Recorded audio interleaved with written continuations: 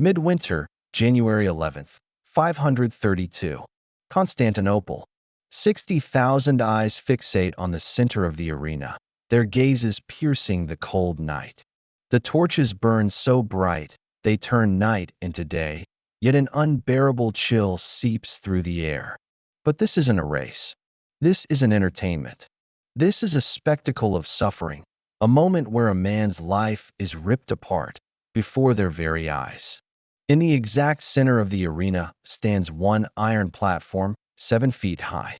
One man is chained to the platform. His name is Gregorios, 34 years old, a father of 2. Once a messenger for the blue faction, now he's nothing but a helpless victim. His wrists and ankles are bound so tightly, his bones are visible beneath the skin. The crowd is laughing, betting, shouting. A hooded executioner walks out carrying something no one has seen before. 2 long, curved steel hooks. A thick hinge. Fresh blood still dripping from the jaws. Even the Roman ambassadors, men who once cheered as lions tore children apart, avert their eyes. Because this is not Roman punishment. This is something more terrifying. Something that breathes, and with every breath, it brings a new layer of fear. They called it the ordeal. And for the next 63 minutes, Gregorios never stopped screaming. And yet, above the crackling torches, one question rises. What kind of mind creates something so cruel, so twisted, that it could turn a man's suffering into a weapon? Who is the monster behind this? To answer that question, we must step back, not to the noise of the hippodrome, but to the quiet rooms where cruelty is engineered, refined, and deliberately shaped into political weaponry. It wasn't about death. Death was too quick, too simple. The real aim was fear. Fear that gripped the hearts of the people. Fear that controlled not just the body, but the mind. These punishments were tools, meticulously crafted to break the will of the empire, to remind even the mighty Romans that the Eastern Empire had mastered the art of psychological control. And at the center of this escalation, this shift from violence as spectacle to violence as strategy, stood one man, Justinian I. To truly grasp the brutality in the hippodrome, we must see Justinian not as an emperor, but as a strategist. His cold logic shaped every execution, every punishment, turning the hippodrome into a psychological battlefield. He was a ruler obsessed with order. A ruler terrified of instability. A ruler who believed that fear, applied with surgical precision, was more effective than any legion. This is why the arena became more than entertainment. It became a psychological laboratory. But cruelty does not emerge in a vacuum. It is constructed. It evolves. And the brutality that Romans feared in the Byzantine arena did not spring from tradition. It emerged from a specific sequence of events, pressures, and personal obsessions that shaped Justinian's worldview. So before we return to the man screaming on the iron platform, before we see how the ordeal unfolds, we must ask, how does a boy from the Balkan frontier become the architect of punishments that terrify even Rome? What early fractures formed in Justinian's psyche? What political and psychological forces converged to turn an arena, once a place of games, into an industrial machine of fear? And why did Justinian believe that only through terror could he preserve the empire he inherited? The answers lie in his childhood, in the shifting borders of the Eastern Empire, in the constant thrum of instability that shaped his earliest memories. We will peel back those layers next. But first, remember the man on the iron platform, because Justinian believed that to keep an empire conscious, you must occasionally remind it what unconsciousness feels like. To understand why Justinian created punishments that struck fear even in the bravest of men, we must first step back to the violent beginnings of his reign. What made him turn his empire into a machine of terror? Stay with me to uncover the mind of a ruler who believed fear was not just a tool, but the only way to control a people. Back to his childhood on the rugged Balkan frontier, where chaos and instability shaped a worldview built on power's fragility. He was born circa 482 CE in Teresium, a settlement perched on the edges of empire, where Roman authority flickered like a dying candle. Life here offered no illusions of permanence. Villages could vanish overnight, burned, raided, or absorbed into the chaos of shifting tribal borders. Young Justinian would have seen this pattern on repeat: structures collapse, lives reset, borders redrawn by forces too large for a child to comprehend. This instability planted the first seed in his mind. Nothing is safe unless you make it so. Nothing lasts unless you fight for it. His uncle, Justinus, had clawed his way from swineherd to commander of the imperial guard. When he visited, it wasn't just family bonding. It was a live lesson in the brutal realities of power. Through him, Justinian learned that power wasn't inherited. It had to be taken forcefully and visibly. Justinus never spoke sentimentally. He spoke strategically. He talked about hierarchy, obedience, and the illusion of peace. He introduced Justinian to a truth that would later shape imperial policy. Power isn't inherited. It is defended, constantly, visibly. And Justinian absorbed this lesson with a near-clinical fascination. When he relocated to Constantinople as a young man, his world shifted abruptly. Constantinople was a city of marble and mosaics, a hub of intellectual vibrancy. But beneath the glitter, paranoia buzzed in every shadow. The blues and greens clashed violently in the streets. Senators schemed, generals whispered. Every corner of the city whispered one thing: treason could be anywhere. This environment didn't frighten Justinian, it sharpened him. He spent his nights poring over legal texts, military treatises, and the works of Roman jurists. But he wasn't absorbing them passively. He was studying, analyzing, dissecting. He was mapping out the mechanics of control, not just how empires worked, but how they failed. His obsessions formed around one concept: if fear becomes predictable, it loses impact. If punishment becomes unpredictable, it becomes unforgettable. By his early 30s, Justinian had become a strategist. He saw society as a network of pressure points. Touch the wrong one, and violence erupts. Press the right one, and order is restored. He didn't rule through compassion. He ruled through calculated fear. It was at this time that Justinian met Theodora, a woman whose struggles mirrored his own. She had survived poverty, exploitation, and public shame. Where Justinian studied control, Theodora studied survival.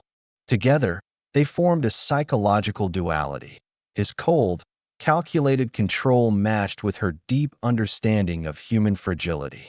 The fusion of their experiences crystallized into a worldview that would later permeate the Hippodrome's punishments. People obey when they fear chaos more than they fear you. And if they don't fear you enough, you must show them why they should. These attractions to control didn't make Justinian sadistic in the conventional sense. He wasn't a man who enjoyed bloodshed. He was something more dangerous: a strategist who believed cruelty was a necessary component of stability. This distinction is vital. It explains why his punishments became more methodical than anything Rome had engineered. It explains why arenas turned from entertainment venues into psychological operations. And it explains why his most brutal decisions always emerged during moments when he felt the empire slipping. Which brings us to the turning point. The moment when Justinian's cold theories collided with real unrest, and his response reshaped Byzantine punishment forever. By 527 CE, when Justinian took full control, Constantinople was a city teetering on the edge. Beneath its grand palaces and basilicas, a simmering tension spread through the crowded districts and faction-filled streets. Wealth glimmered, but so did the fear. Justinian inherited not a stable empire but a fragile equilibrium, kept intact only by a delicate choreography between elites, soldiers, clergy, and the unruly mob. It was this environment that activated the latent theories he had been assembling his entire life. In his first months of power, A crucial insight into his psyche emerged. Justinian governed like a man obsessively tightening bolts on a machine he could barely trust, knowing that one wrong move could unravel everything. Laws were revised with obsessive detail. Taxes were recalibrated with an engineer's precision. Reforms spread through the empire like controlled electrical shocks, testing, probing, stabilizing. But stability came at a cost. For every law he tightened, three groups felt squeezed. For every tax he raised, a district burned for fuel. The tension was predictable. What wasn't predictable was how Justinian would respond. Justinian began to view any form of resistance not as simple disagreement, but as a dangerous fracture in the very structure of his empire. And fractures like that, to him, required immediate, brutal correction. This mindset collided violently with the most volatile force in the empire: the circus factions, the blues, and the greens. What outsiders mistook for sports teams were, in reality, immense political bodies. They influenced elections, controlled neighborhoods, and could ignite riots with a gesture. Their supporters were numerous, passionate, and dangerously unpredictable. Justinian watched them the way a surgeon watches an irregular heartbeat, fascinated and concerned. Then came January 532 CE, the moment that would fuse Justinian's theories into a single, ruthless doctrine. It began with small arrests, minor criminals tied to both factions. But the executions were mishandled. The crowd felt slighted. Rumors spread that the emperor favored one faction over the other. Tension rose. Shouts echoed through the hippodrome, not in celebration, but in accusation. Then, the spark ignited. During the next race, the unthinkable happened. The blues and greens, longtime enemies, united, shouting one single chant that shook the very foundations of the hippodrome. Nika, conquer. The uprising spread within hours. Fires erupted. Armories were raided. Senators defected. For 5 days, Constantinople descended into engineered chaos. Proof that the empire Justinian tried to regulate was far less stable than he believed. The moment his psychological threshold snapped came when Justinian gazed upon the burning capital. He didn't see rebellion. He saw vindication. He saw proof that without fear, fear that was visible, unforgettable, society would collapse into chaos. He saw evidence that the punishments of old Rome were insufficient for the complexities of the Byzantine world. Control demanded new tools, tools that were not only theatrical enough to be unforgettable, but precise enough to instill real terror. Tools so brutal, they would make the very idea of rebellion unthinkable. Inside this crucible, a transformation occurred. The emperor who once studied law by candlelight now studied the psychology of obedience. His response to the Nika Revolt did not merely crush dissent, it re-engineered Byzantine punishment philosophy itself. From this moment forward, Justinian abandoned the idea that punishment was reactive. In his new model, punishment was preventive psychological engineering, a form of calibrated terror. From that moment, the arena, once a place for sport, became the ultimate stage for Justinian's psychological experiments. If the empire was to remember its place, Justinian would carve that memory into its very flesh, not as a metaphor, but as a brutal, physical reality. After the Nika Revolt left Constantinople burned and trembling, Justinian reached a chilling conclusion. Fear alone was too crude. What he needed was precision fear, calculated, ritualized, and engineered for public consumption. A fear so precise, it would carve itself into the very soul of the empire. The Byzantine arena ceased to be a mere amphitheater for sport. It was reborn as an operating theater for political psychology, where every punishment was a lesson, every spectator a student. The device showcased at the beginning of our story, the iron platform, the curved hooks, the hinged mechanism, was not created for spectacle alone. It was engineered around a simple principle Justinian extracted from the revolt. If the body could be broken in a way that mirrored social collapse, the mind would absorb the lesson instinctively. The arena became the demonstration site for that lesson. As the condemned rebels are dragged into the arena, everything goes still. Not a sound, not a whisper. The air thickens with tension. Silence becomes the true punishment. Justinian understood the power of anticipation, the waiting, the unbearable stillness. It gnaws at the mind, a torment more excruciating than any physical pain. The crowd would quiet, the torches hiss, and the victim, usually positioned at the exact center of the arena, would be left standing for minutes. It allowed the public to project their fears onto the figure before them. Only then did the executioners move. The ordeal's core mechanism was a pair of steel jaws, slowly, inexorably closing with each passing second. The victim was suspended in the air, chains digging into the flesh, forced into an unnatural arch. The crowd watched, captivated, as the jaws tightened, waiting for that final moment of agony. Every cry, every movement amplified by the arena's acoustics. They were not just spectators. They were complicit in this slow, calculated horror. As the metal was heated, the jaws tightened, not suddenly, but imperceptibly, as if the device were breathing. Every spectator knew the eventual outcome, but Justinian's genius lay in the timing. The tightening was agonizingly slow, each second stretching like an eternity. For an hour, the victim's body slowly bent, each inch a battle against the inevitable. The crowd was forced to watch as every muscle, every joint, strained under the mounting pressure. It wasn't a sudden break. It was a slow, relentless collapse, like rebellion itself, straining, swelling, until it finally snapped. The victims were almost irrelevant. Justinian wasn't punishing individuals. He was calibrating the population.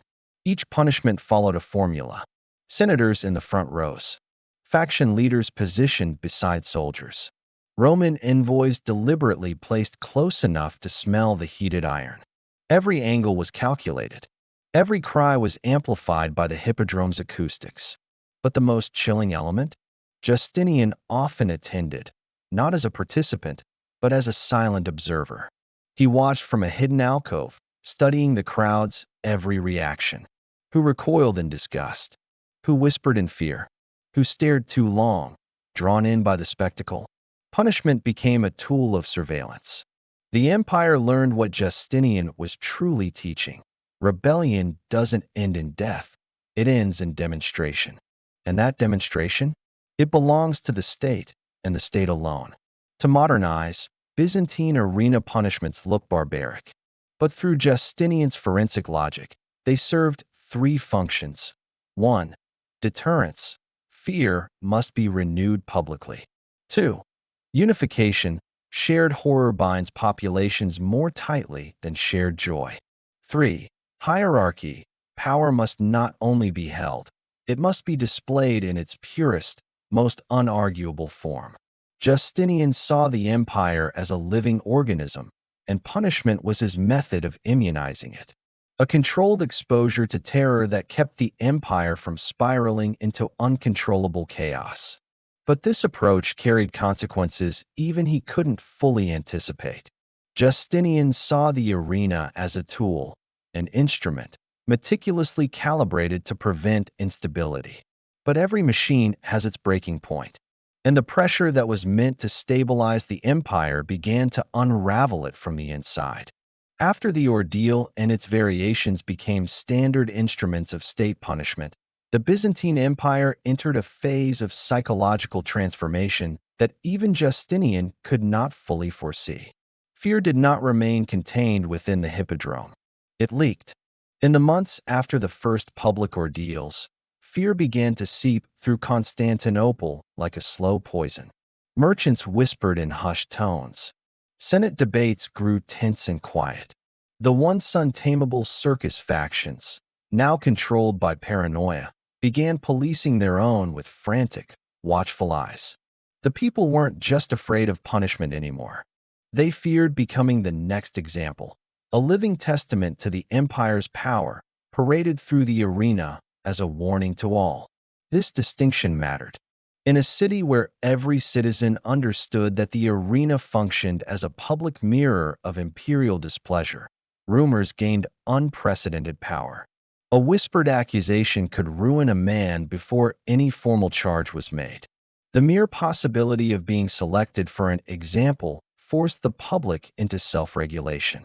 Justinian saw this as proof of success, obedience through terror. But he failed to see the deeper cost. A population governed by fear becomes unpredictable, not in loud rebellion, but in silent, corrosive withdrawal. The Senate, once a forum for political maneuvering, was now paralyzed by fear. Every decision, no matter how small, risked being seen as a challenge to Justinian's authority. Senators who once challenged emperors began retreating into cautious consensus, shaping policies not around wisdom, but around fear of misinterpretation. Internal debates turned shallow, risk-averse, and dysfunctional. This created a feedback loop. Justinian read their silence as compliance. The Senate heard his punishments as threats. Both assumptions deepened the divide. Even the imperial troops, charged with maintaining order, found themselves caught in the psychological crossfire. They watched every ordeal firsthand. Some carried out the punishments, but many began to question. If the emperor did this to his own people, what would he do to them? Some embraced the brutality. Others recoiled internally but learned to hide it. A few began asking a dangerous question. If this is what the emperor does to civilians, what would he do to us? This erosion of trust inside the military hierarchy seeded fractures that would matter long after Justinian's reign. Theodora, Justinian's closest advisor, understood human vulnerability better than he did. And while she supported the initial wave of punishments, seeing them as necessary, she began noticing the psychological toll spreading beyond the intended target. Whispers in palace halls. Servants who trembled when spoken to. Reports of citizens avoiding the hippodrome entirely, unable to stomach the state's demonstrations. Theodora saw the empire shrinking, not physically, but psychologically. People became smaller, their voices quieter. The city's heartbeat grew nervous, tense.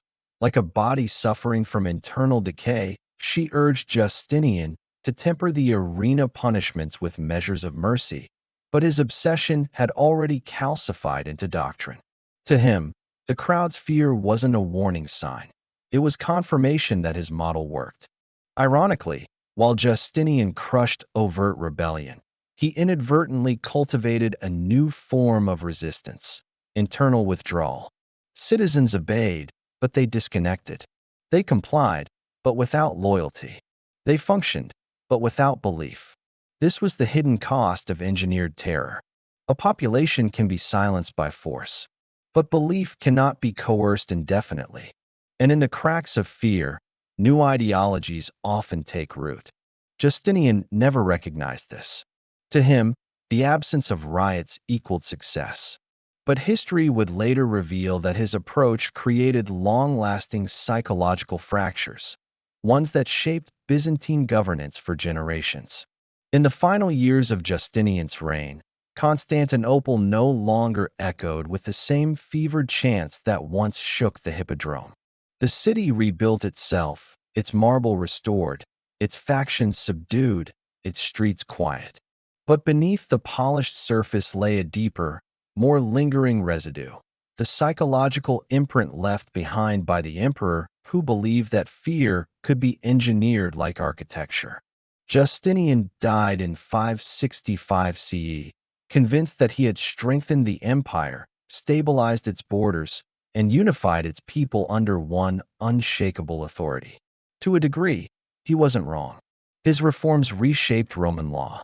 His construction projects, most famously the Hagia Sophia, altered the skyline of the ancient world. But these achievements came paired with an invisible architecture, a structure of fear woven through the empire's consciousness.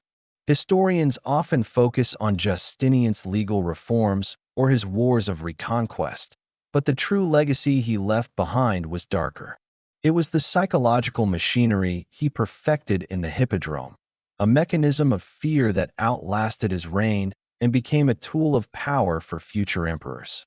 His arena punishments were not random acts of brutality.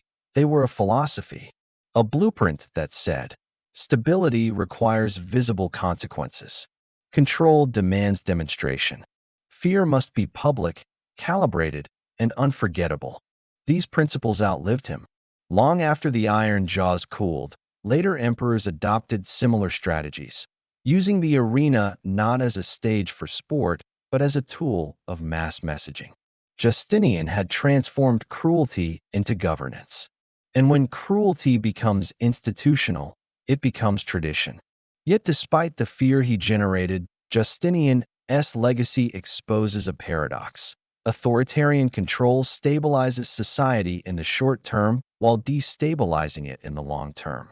The populace he governed did not rise up again in open revolt, not because they loved him, but because they had learned the cost of disobedience. The result was a brittle stability, a calm surface stretched over deep fractures. Empires can survive war, famine, and political betrayal, but surviving a population that has emotionally withdrawn, that is far harder. Justinian's psychological regime numbed the people, and that numbness would eventually contribute to the empire's slow erosion of civic identity. When we peel back the layers of Justinian's brutality, one question emerges more sharply than any other. What drives a leader to believe that terror is the purest form of order? We can trace it to the instability of his childhood, the violence he witnessed, the paranoia he absorbed in Constantinople, and the trauma of the Nika Revolt. But ultimately, Justinian reflects something universal, something uncomfortable. Under pressure, humans often choose control over compassion. Under threat, they choose fear over trust. And when given absolute power, they often reshape the world not in their own image, but in their own anxieties. Justinian's story is not just a historical case study, it's a psychological mirror. When systems become fragile, the instinct to tighten them, to force compliance, to amplify consequences, to weaponize fear, emerges again and again across civilizations. The Byzantine arena was simply one of history's most vivid examples. If the psychological mechanics behind leaders like Justinian fascinate you, if you want to explore how fear, trauma, and strategy shaped some of history's darkest decisions, then consider subscribing. Not for entertainment alone, but to keep unraveling the behavioral patterns and breaking points that defined entire civilizations. Because understanding minds like Justinian's forces us to ask a final, uncomfortable question. When instability rises, how far would we, as a society, go to maintain control? Would we allow fear to consume us until we are nothing but puppets of power? And if we do, what happens when the strings finally break?